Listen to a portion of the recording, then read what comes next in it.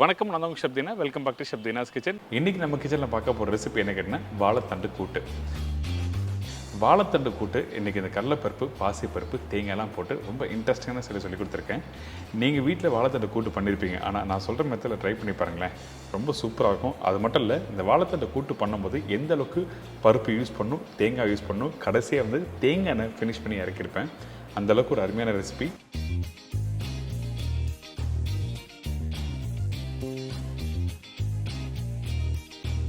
இது தொடர்ந்து சேனக்கிழங்கு சிப்ஸு. இந்த சேனக்கிழங்கு சிப்ஸ் வந்து குச்சி மாதிரி கட் பண்ணிவிட்டு அதுக்கப்புறம் எப்படி ஃப்ரை பண்ணால் கிறிஸ்பியாக வரும்னு சொல்லிட்டு இந்த மாதிரி ஸ்டெப் பை ஸ்டெப்பாக பார்க்க போகிறோம். வாங்க ஃபஸ்ட்டு இந்த வாழைத்தண்டு கூட்டுக்கு தேவையான பொருட்கள் பார்த்தலாம்.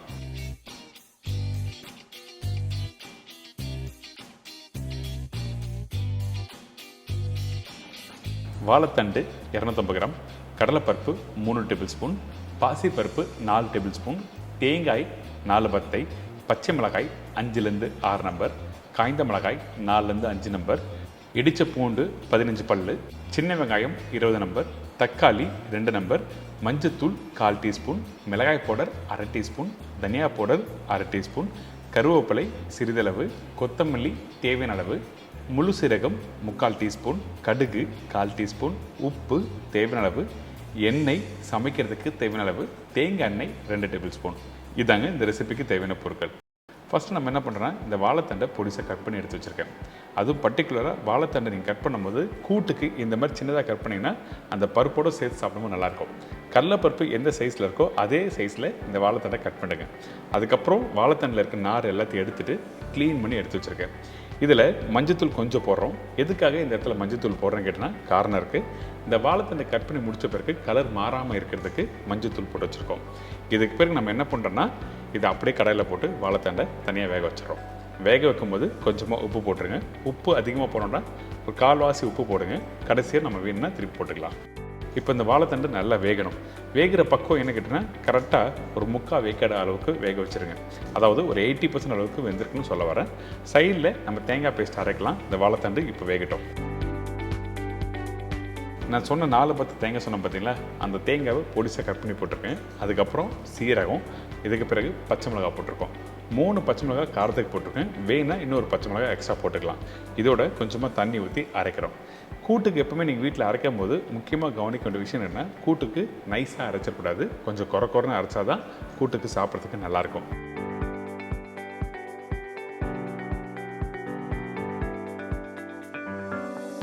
கரெக்டாக பார்த்தீங்கன்னா 85 to 90% அளவுக்கு அரைச்சிடணும். இப்போ தேங்காய் அரைக்கிற பக்கம் உங்களுக்கு தெரிஞ்சிச்சு.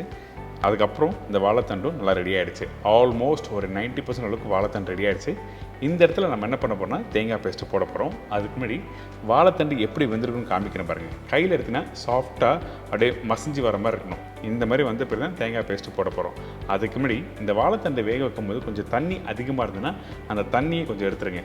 எதுக்காக தண்ணி இந்த இடத்துல எடுக்கிறேன்னா, கொஞ்சம் கூட்டுக்கு தண்ணி அதிகமானாலும் உங்களுக்கு டெக்ஸ்சர் கொடுக்காது. அதனால் தேவைப்பட்ட கடைசியாக யூஸ் பண்ணிக்கலாம். இப்போ தேங்காய் பேஸ்ட்டு போட்டு நல்லா மிக்ஸ் பண்ணி திருப்பி ஒரு 5 நிமிஷம் நல்லா குக் பண்ணுறோம்.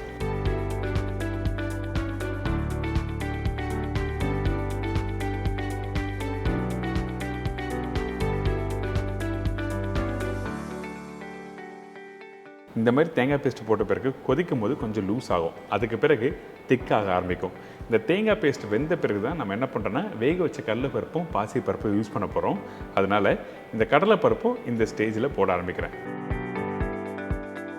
கடலைப்பருப்பு முழுசாக இருக்கணும். எப்படி வீட்டில் சுண்டலுக்கு வந்து நீங்கள் வேக வைப்பீங்களோ அதே மாதிரி பக்குவத்தில் வேக வச்சுருங்க. கையில் எடுத்திங்கன்னா நல்லா மெதுன்னு சாஃப்டாக இருக்கணும். அதே டைமில் தண்ணியோட கொஞ்சம் போடுங்க. ஏன்னா பருப்பு தண்ணி இருந்தால் தான் டேஸ்ட்டு கொடுக்கும். அதனால் நம்ம என்ன பண்ணுறோம், தேவையான அளவுக்கு கடலைப்பருப்பு, தேவையான அளவுக்கு தண்ணி ஊற்றி நல்லா மிக்ஸ் பண்ணுறோம்.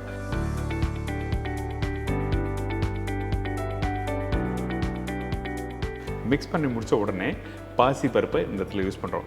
எதுக்காக 2 பருப்பு யூஸ் பண்ணுறதுன்னா, பாசிப்பருப்பு உங்களுக்கு டேஸ்ட் நல்லா எடுத்து கொடுக்கும், டெக்ஸ்சர் கொடுக்கும். அதனால் பாசிப்பருப்பு யூஸ் பண்ணுறேன். கடலைப்பருப்பு முழுசாக இருக்கும்போது அந்த வாழைத்தண்டோட இந்த கடலைப்பருப்பை மென்று சாப்பிடும்போது நல்லாயிருக்கும். அந்த 2 காரணத்துக்காக தான் இந்த 2 பருப்பும் யூஸ் பண்ணியிருக்கேன். இந்த பருப்புலாம் போட்ட பிறகு ஒரு 5 நிமிஷம் இல்லை ஒரு 7 நிமிஷம் நல்லா குக் பண்ணுங்க. கொஞ்சம் கெட்டியான தன்மை வரும். வந்த பிறகு அடுப்பை ஆஃப் பண்ணிவிட்டு ஓரமாக எடுத்து வச்சுருங்க. இன்னொரு கடாயில் கொஞ்சம் எண்ணெய் நெல்லெண்ணெய் யூஸ் பண்ணலாம், கடலெண்ணெய் யூஸ் பண்ணலாம். உங்களுக்கு எது வசதியாக இருக்கோ அதுக்கேற்ற மாதிரி யூஸ் பண்ணுங்கள். இந்த எண்ணெய் சூடான பிறகு கடுகு போட்டிருக்கோம். கடுகு நல்லா பொரிஞ்ச பிறகு நம்ம என்ன பண்ணுறோம், சீரகம் போடுறோம்.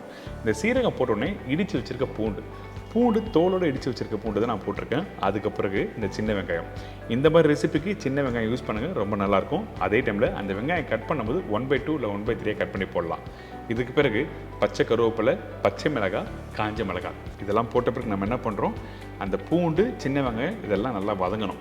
வதங்கின பிறகு தான் தக்காளி போட போகிறேன். அதே டைமில் இந்த இடத்துல வெங்காயம் ரொம்ப நேரம் வதங்கக்கூடாது, அந்த வெங்காயம் முழுசாக தெரியணும். அதாவது இந்த மாதிரி பக்குவத்தில் இருந்தால் தான் அந்த கூட்டு முடித்த பிறகு அந்த காய்கறி, பருப்பு, வெங்காயம் எல்லாம் சேர்த்து சாப்பிடும்போது நல்லாயிருக்கும்.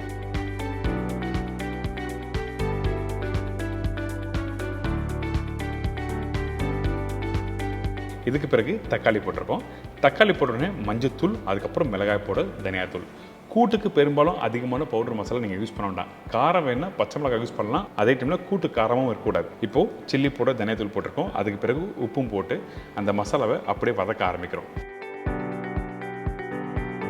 நீங்கள் வதக்கும் போது உங்களோட அடுப்போட ஃப்ளேம் வந்து மீடியம் ஃப்ளேம் வைங்க. ஹை ஃப்ளேம் வச்சுன்னா இந்த பவுடர் மசாலா தீஞ்சு போகிறதுக்கு வாய்ப்பு இருக்குது. அதனால தான் நம்ம என்ன பண்ணுறோம், இந்த வெங்காயம் தக்காளி வதக்கும் போது மீடியமான ஃப்ளேம் வச்சு வதக்கணும்னு சொல்ல வரேன். இப்போது இந்த மாதிரி வதக்கிட்டு அதுக்கப்புறம் ஏற்கனவே வேக வச்ச அந்த வாழைத்தண்டு, பருப்பு, தேங்காய் எல்லாத்தையும் இதில் போட்டு மிக்ஸ் பண்ண போகிறோம்.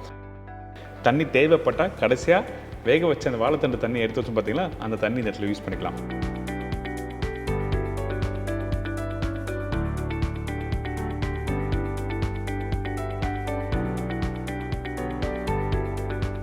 இதுக்கு பிறகு நம்ம என்ன பண்ணுறோம், அந்த மசாலா, அந்த வாழைத்தண்டு எல்லாத்தையும் நல்லா மிக்ஸ் பண்ணுங்கள். மிக்ஸ் பண்ணிட்டு ஒரு 5 நிமிஷம் நல்லா கொதிக்க விடுங்க. அதுக்கு பிறகு நம்ம என்ன பண்ணுறோன்னா, ரொம்ப கெட்டியாக இருந்தால் மட்டும்தான் அந்த வேக வச்ச தண்ணியை இந்த இடத்துல யூஸ் பண்ணுறோம். நல்லா புரிஞ்சுக்கங்க, தண்ணி அவுட் பண்ணவே இல்லை. தேவைப்பட்டால் மட்டும்தான் தண்ணி யூஸ் பண்ணணும். எப்போவுமே கூட்டு வந்து கொஞ்சம் கெட்டியாக இருந்தால் தான் நல்லாயிருக்கும் சாப்பிட்றதுக்கு.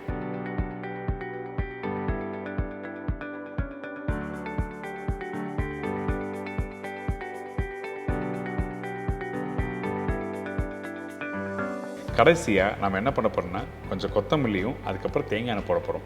எதுக்காக இந்த இடத்துல கடைசியாக தேங்காய் எண்ணெய் யூஸ் பண்ணுறது கேட்டிங்கன்னா, அந்த வாசம் நல்லா எடுத்து கொடுக்கும். அதனால் இந்த தேங்காய் எண்ணெய் ஒரு 2 டேபிள் ஸ்பூன். அதே டைமில் அதிகமான தேங்காய் எண்ணெய் யூஸ் பண்ணக்கூடாது. கொஞ்சம் கொத்தமல்லி போட்டு நல்லா மிக்ஸ் பண்ணிவிட்டு அதுக்கப்புறம் இந்த மாதிரி அழகாக ப்ரெசென்ட் பண்ணி எடுத்து சர்வ் பண்ணால் ஒரு சூப்பரான வாழைத்தண்டு கூட்டு ரெடி.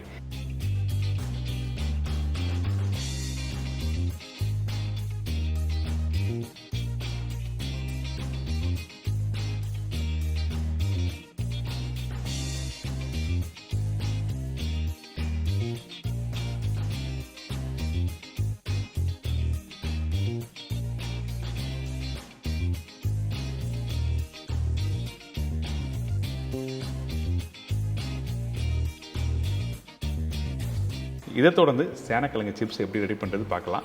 இந்த சிப்ஸுக்கு தேவையான பொருட்கள் பார்த்தலாமா?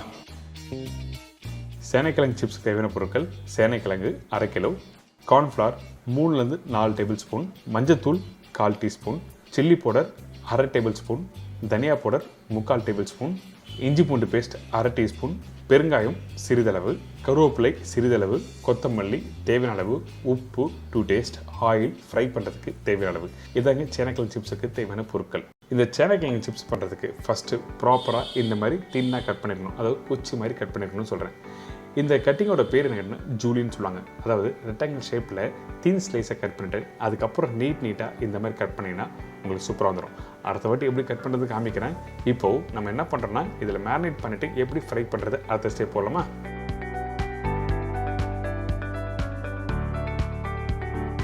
இந்த கிழங்கு கட் பண்ணி முடித்த பிறகு நம்மக்கிட்ட இருக்க இந்த பவுடர் மசாலா, மஞ்சத்தூள், சில்லி பவுடர், தனியா பவுடர், காரத்துக்கு ஏற்ற மாதிரி நீங்கள் கொஞ்சம் அதிகமாக போனாலும் நீங்கள் போட்டுக்கலாம், ஒன்றும் தவறு எதுவுமே இல்லை.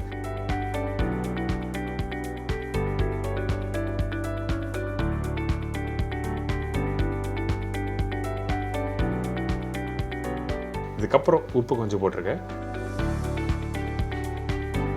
பொடிசை கட் பண்ணி வச்சுருக்கேன் இந்த கொத்தமல்லி போட்ட பிறகு பச்சை கருவேப்பிலை இருக்குது பார்த்தீங்களா, அந்த பச்சை கருவேப்பிலை அப்படி கையிலே பிச்சு போடுங்க. இந்த மாதிரி பிச்சு போடும்போது உங்களுக்கு அந்த வாசனை நல்லாயிருக்கும் அந்த மசாலாவோட. அதனால தான் இந்த மாதிரி பிச்சு போடணும்னு சொல்கிறேன். இதுக்கு பிறகு கொஞ்சமாக இஞ்சி பூண்டு பேஸ்ட். இந்த மேரினேஷனுக்கு அதிகமான இஞ்சி பூண்டு பேஸ்ட் வேண்டாம். இஞ்சி பூண்டு பேஸ்ட் அதிகமாக இருந்தாலும் உங்களுக்கு டேஸ்ட் மாறும். அது மட்டும் இல்லை, இந்த மாதிரி ஜூலியன் மாதிரி கட் பண்ணி வச்சுருக்க இந்த வெஜிடபிள்ஸோட இஞ்சி பூண்டு பேஸ்ட் மிக்ஸ் பண்ணுறதுக்கு கொஞ்சம் கஷ்டமாக இருக்கும். இதுக்கு பிறகு கார்ன்ஃப்ளவர் போட்டிருக்கோம். கார்ன்ஃப்ளவர் நான் எடுத்த உடனே எல்லா குவான்டிட்டியும் நான் போடல, 2லேருந்து 3 டேபிள் ஸ்பூன் இந்த இடத்துல யூஸ் பண்ணியிருக்கேன். இதுக்கு பிறகு கொஞ்சமாக பெருங்காயம், கொஞ்சம் தண்ணி தெளித்து மிக்ஸ் பண்ண ஆரம்பிக்கிறோம். மீதி கார்ன்ஃப்ளவரை உங்களுக்கு ஃப்ரை பண்ணும்போது அந்த டைமில் திருப்பி லைட்டாக வேணும்னா டஸ்ட் பண்ணிவிட்டு அதுக்கப்புறம் ஃப்ரை பண்ண ஆரம்பிக்கலாம். ஏன் கேட்டிங்கன்னா, நீங்கள் மேரினேட் பண்ணிவிட்டு ஒரு 5 நிமிஷமோ இல்லை 10 நிமிஷம் நீங்கள் விட்டிங்கன்னா திருப்பி தண்ணி விடுற மாதிரி ஆகிடும். அதனால் அந்த இடத்துல மீதி கார்ன்ஃப்ளவரை ஒரு டேபிள் ஸ்பூன் மேலே போட்டு திருப்பி மிக்ஸ் பண்ணி நீங்கள் ஃப்ரை பண்ண ஆரம்பிச்சிக்கலாம்.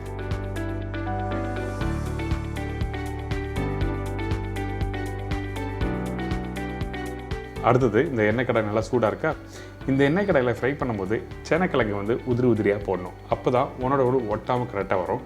அப்படி இருந்தாலும் 1-2 ஒட்ட ஆரம்பிக்கும். நீங்கள் ஃப்ரை பண்ணி முடித்த பிறகு லைட்டாக அந்த ஜார்னி வச்சு நீங்கள் தட்டினீங்கன்னா உதிரி உதிரியாக வந்துடும்.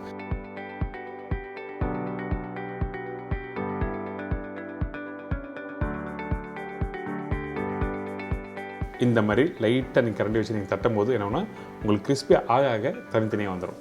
ஃபைனலாக கொஞ்சம் பச்சை கருவேப்பிலை போட்டு மிக்ஸ் பண்ணி எடுத்திங்கன்னா ஒரு சூப்பரான சேனக்கிழங்கு சிப்ஸ் ரெடி.